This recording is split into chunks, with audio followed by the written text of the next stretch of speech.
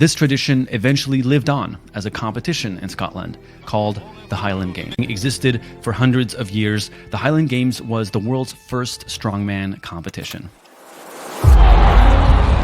Today, the sport of strongmen has gone more and more popular with the rise of internationally recognized strongmen such as Thor and Eddie Hall. As fate would have it, the brothers ended up finishing first and second in the competition.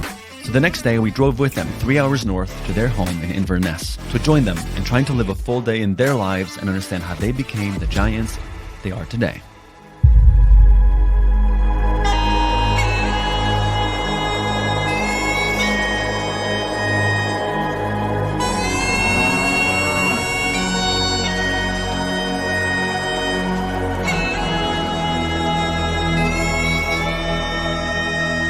Out of 10. Yeah, their lives are super easy.